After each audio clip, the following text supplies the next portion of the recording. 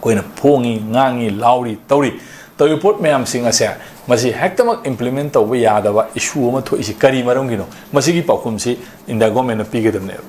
Manipur government is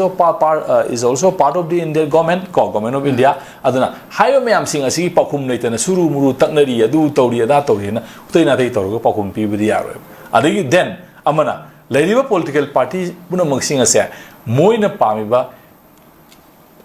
Housing lady ba government magi system governance ki system ase maside da chairibo hullibo ngangibo mayam puna maksing ase masina su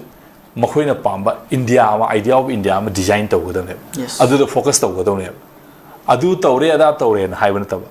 leriba mayam sing asigi leriba India ase akhoina pambe India de sumai pami wari bobu ko sum autonomy state autonomy sum bapi pami citizenship sima magi state tun define to citizenship ki sum sana ba pami sum ba law sema pami haidana magi election manifesto da kari da amada adigi then idea of India da madu focus taw godam ne adugi focus taw busu amata ude hojiko sana riba sida dum tu ni mani atu ne da ni ma hingna na magi rainti go wangang oina sum patok to no boinu uyebu ko masi akoi da kitang masi gi posena khai seng wali mana masina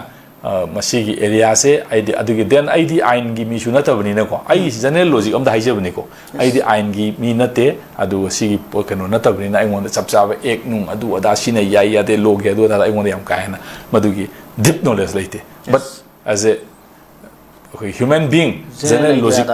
logic am di bam thu idana ko leiba am leiba tu gi citizenship ama citizenship kamai oigeda ge haiba ma madugi identify tawna na gi mai authority ama haiba mayam sing ase pakhum pi bangam da lenga adu lenga oin leiba ya bra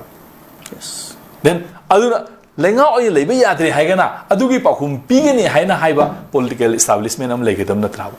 leiri ji kari no sine bo we are now in the confused sigi posimoji leiri ko haidi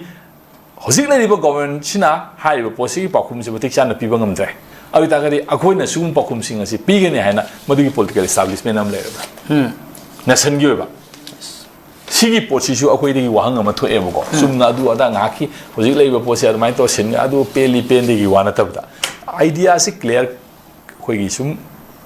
clarity ma pamse budi wane bo aduna lady ba port puna makse housing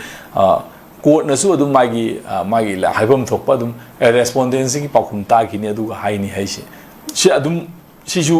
kaino amane bo ta da di yaroi ta ni tara kari ha ka du no koi haibam te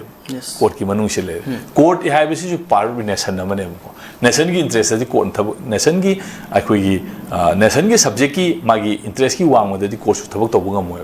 phana amne adu ne haire ga su lari bo posi nation first ha report am adum leibani na lari report me am punam makse hosi akoi gi manipur gi lari ba apamba manipur people gi apamba sing ase masi akoi na paradigm ani khakte de gi yeng batai ma karma paradigm ha amana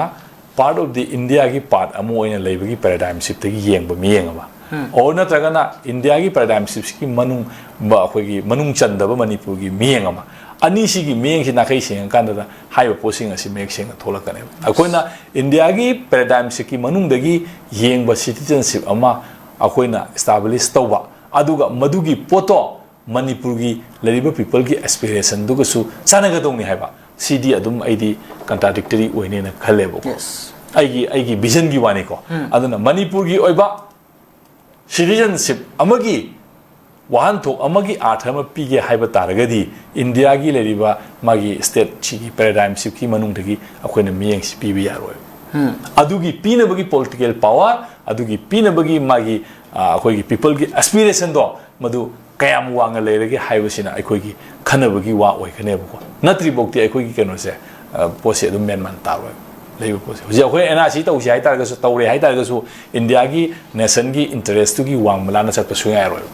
maduri the people gi aspiration du phangba ngamgadra ngamoidra ngamjaga di karamba akoi gi political power mi establish tawni kamai tawni haiba pose masi akoi na khanada na kana la khana bi dunu sai gi area si di aingon da yamna kitang keno lejei ko aduna akoi na phane yamna NRC adu ada foreigner khandok ko du tawa haiba phane yamna laurga su aikoi manipur khaktegi perception degi manipur ki khaktegi perspective degi high people ki aspiration sing ase asi akoina fulfill tawni haina akoina loina miyeng thambadi lange ne ko India gi nation gi oba my framework interest kaidong da compromise taw simadi akoi yam section ga dawne